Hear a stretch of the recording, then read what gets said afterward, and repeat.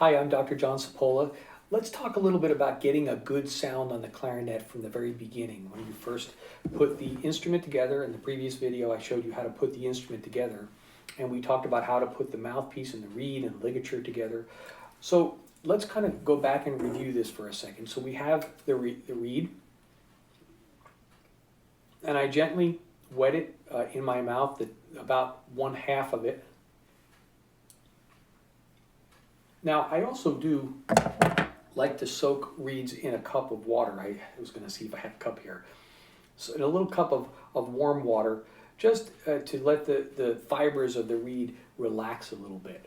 And I find that very useful. In a band class, you may not have that opportunity. Of course, you're rushing around from class to class. So the next best thing is to wet the reed with some saliva in your mouth, so that number one, the reed grips against the table of the mouthpiece very well. And number two, number one, that it grips well. Why? So that we don't get air leaking out of the sides. And number two, that we don't get the tip of the reed to be sort of wobbly, because if you've seen reeds after a while, that's especially an older reed, the tip of the reed can become a little bit wavy. And so if we put it on dry, it just won't produce a sound. The way we produce a sound on the reed is that there is a tip opening here, meaning the opening between the top of the mouthpiece, if I get the angle correctly here, whoops, and the reed. We're blowing air into that opening. And when we blow air, the reed, this will be my reed on the bottom, vibrates very quickly, and that air enables that reed to basically touch the tip of the mouthpiece many, many times very rapidly. And that helps us begin to produce a sound on the clarinet. So, as we said previously, take our ligature, put it over the mouthpiece, and then take the reed and put it in so that we don't risk cracking the reed. So I've already wet my reed. Now I put the reed into the mouthpiece. This particular ligature, Zach, by an Italian ligature, has one screw on the top, which I like very much. I also there's a Van Doren Optimum ligature, which is an excellent ligature also, same thing, one screw. I particularly am fond of the metal ligatures. There are also some very, very good leather ligatures that will have one screw as well. Here's an older one that I have, what has 2 screws. Okay, so now we've wet the reed, we've put the ligature on, we've slipped the reed in, so we're not going to risk cracking it. We've aligned the tip of the reed and the sides so it's not moving one side or the other, and it's not too high or too low. Let me take my barrel and my mouthpiece. Normally, like I said earlier in the other video, we would put the mouthpiece on first. I just didn't do that now because I wanted to show you how I put this all together. So now, say we have these two here. How can we get a good sound on the clarinet? And so let's find, I'm really fond of the Tonal Energy tuner app, which does many things besides tuning. So if I play a concert F sharp, like that, and I try to match that, so I'll play the note. Essentially, I take my Tonal Energy tuner, I put the sustain button on like that, and a concert F sharp is my G sharp. So I've already set the tuner on the bottom for the B flat clarinet here, and then I find my G sharp, A flat over here, and I've already set the sustain button. So press that. Now we're having the sound come out. So how about if you played that same sound but did this? So it was lower in pitch and it didn't sound exactly right to your ear. Or you went a little too high, for instance this. Here's my G sharp again. It's slightly higher.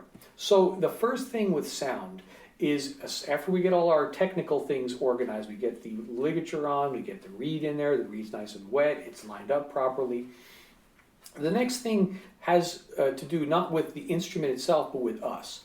We have to use our ears, and we have to listen to what we want the sound to be like in our mind, in our ears, and then we blow our air. So let's go through a multiple bunch of steps, talk briefly about embouchure, and then about air, and then finally we'll kind of come full circle to what I just did, be able to play the note, the concert F sharp.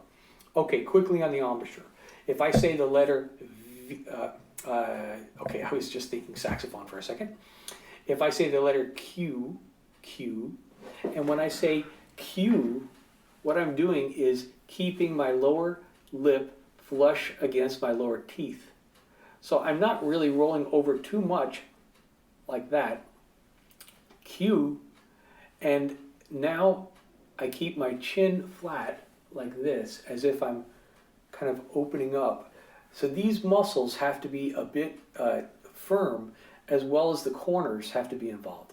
Once I can say Q, I just let the mouthpiece come into my mouth and rest. And the angle is about like that. If I have too much of an angle like this, the sound will be kind of spread out and flabby. If I have too much of an angle like this, too downwards, I'm going to probably constrict the reed and not make as open and big a sound as I could make, as flexible a sound.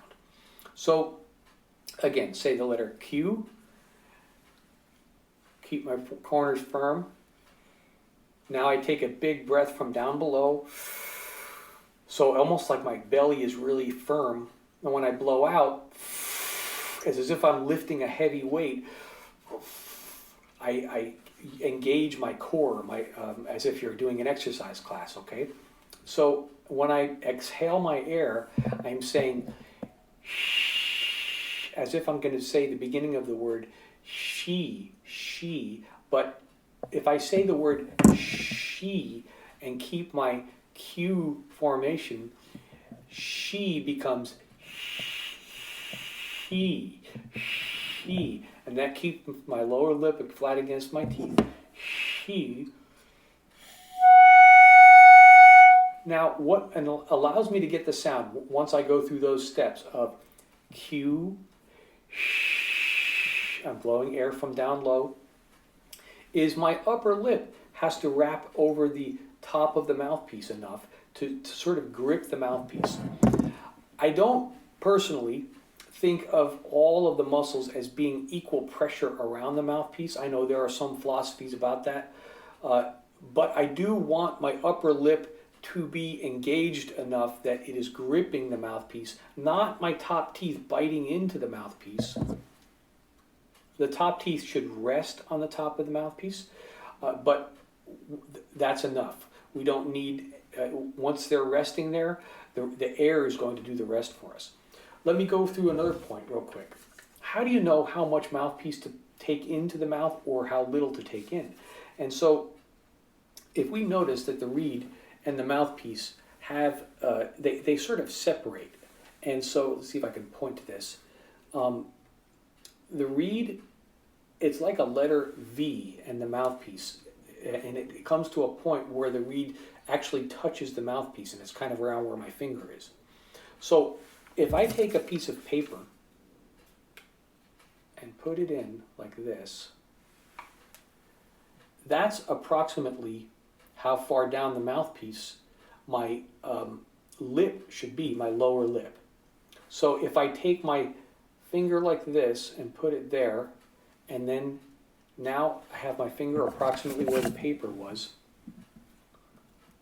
and then I put it in my mouth and remove my finger and just replace where it was, that's about where your lower lip should be. Sometimes people will take a pencil, and see if I can find a pencil here, I see only a pen, and they will actually draw a line on the reed, and then the student would look for that line and try to align that line or just rest that line on that part of their lower lip. So if I take too much mouthpiece in and I'm going below here so that my lower lip is here, I'm going to get a squeak. In other words, I lose control of the reed. By having my lower lip right where the reed and the mouthpiece meet, it allows my whole embouchure to control the reed and the vibrations of the reed. controlling it also in combination with the other muscles and my air. If I take too little mouthpiece in, then I'm very high on the reed here, like this would be my lower lip, for example. It's hard for me to even get the reed to vibrate. So some musicians, some clarinetists call this a sweet spot. Find the right spot for your particular physiological makeup. The size of people's lips and jaw positions and jaw placement are all a little different. So use this guide of the paper. I'll do it one more time for you. Use that as a starting point. And then, like I said a moment ago, our ears are really the end sort of tester for us. So once you can produce the sound, the next idea is to get as much air as possible and learn to manage and control our air. So let's go through a few examples like that. I'll go through all of the steps. I've wet my reed. I've placed the ligature on. I've placed the reed into the ligature. I've determined about where my lower lip should be. I've determined that my angle should be approximately like this when I put the clarinet together.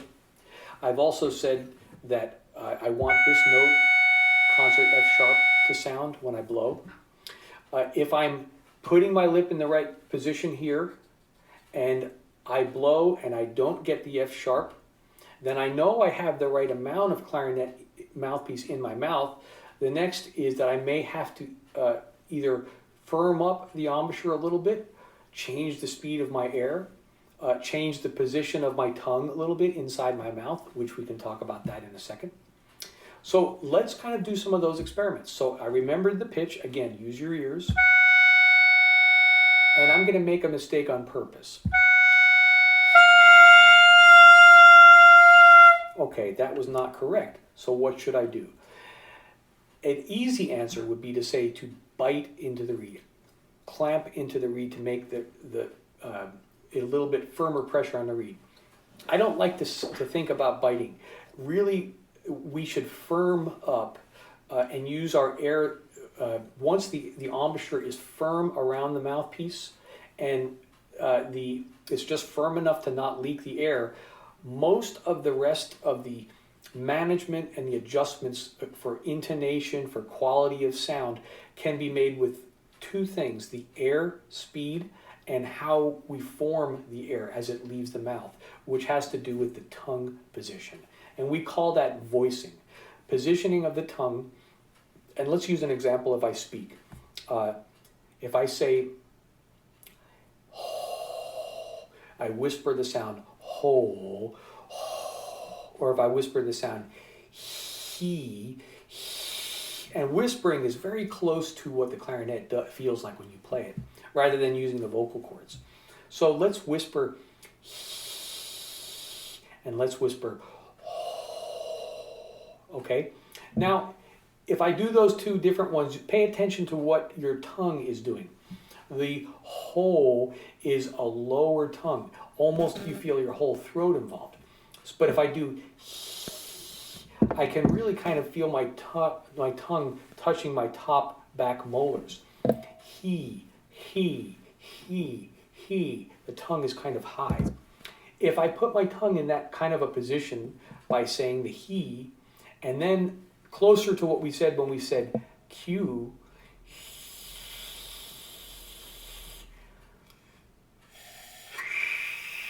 and now let's go. Furthermore, with the clarinet in my mouth, I don't have a big opening, a big aperture where the air can kind of come out. It's very narrow, and I'm trying to direct it into a very narrow opening here. So ultimately, what I get, the physical feeling of blowing the air is high tongue, he, and blowing the air, in a sense, I'll see if I get the right angle here, is towards here's my top teeth and my gum line, where the teeth and the gum line meet right back here. I'm sort of blowing up diagonally. So that's what gives it that sort of hissing sound. as opposed to. By the way, try not to puff your cheeks when you play the clarinet. Keep them, let the air just go straight through and out into the mouthpiece. So, is the feeling of blowing the air.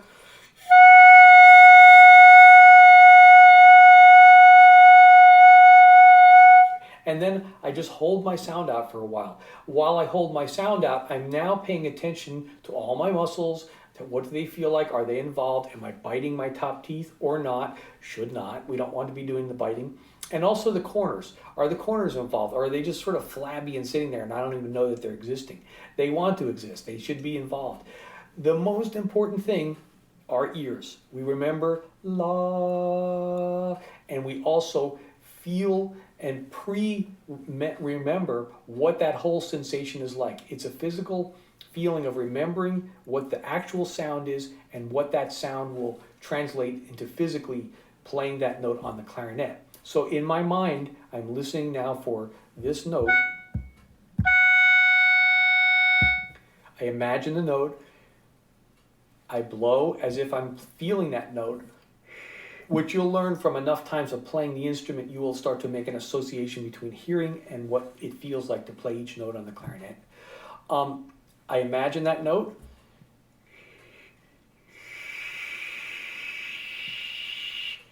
I say cue. I find the right spot here. Good angle. Take a good breath from below.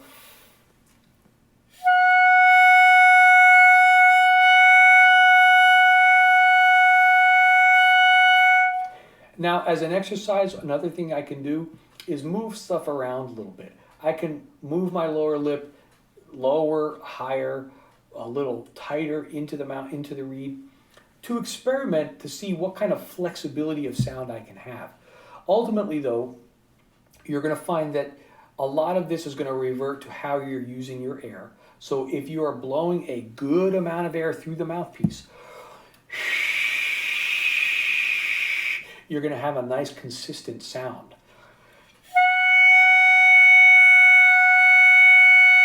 If I'm not blowing enough air,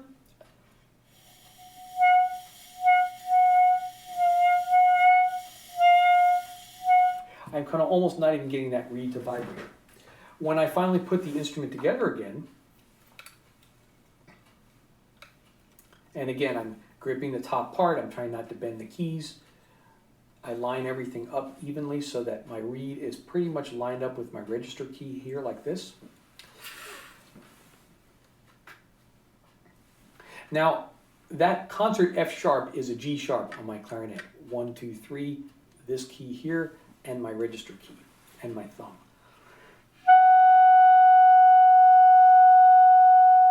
I was just trying to stay consistent so we have that sound in our ear. But if I play a throat open G,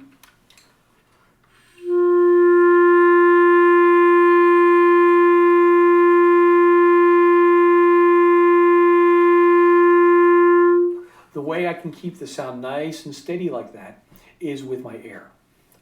We're not going to be doing lots of movement once we move into different registers up and down on the clarinet. Very subtle movements of sort of refinding all those little sweet spots, I call them, on the reed. But really very, very little movement. Mainly it's the voicing that is changing very subtly, and our air. Our air is the key to all of this.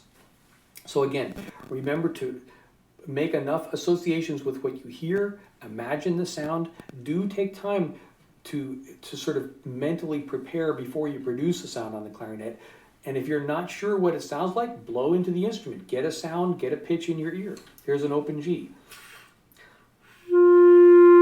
So, do, re, mi, fa, sol, la, ti. So, imagine it in your mind. Blow it. Imagine the sensation of blowing that.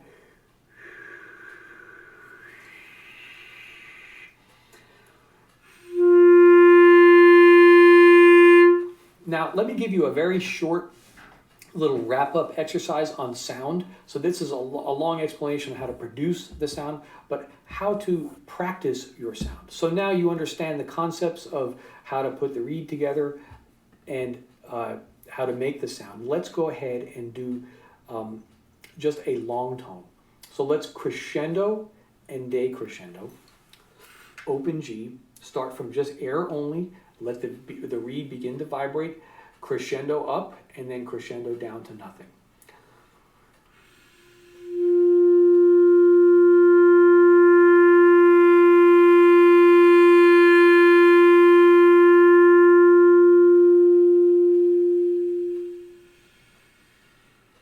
And I like to start only with air and end only with air to really accentuate that air is what's holding all of this up. So those are called long tones, and that is one of the primary ways we practice our sound on the clarinet.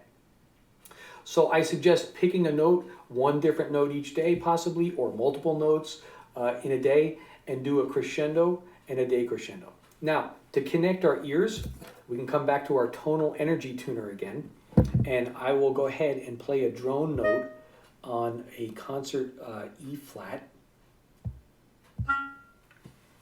Or actually, let's use the open G that we just did, which is a concert F. So here's that F. And now my goal is not just to be able to start and control the sound going up and down, but it's to make the tuning match this note here.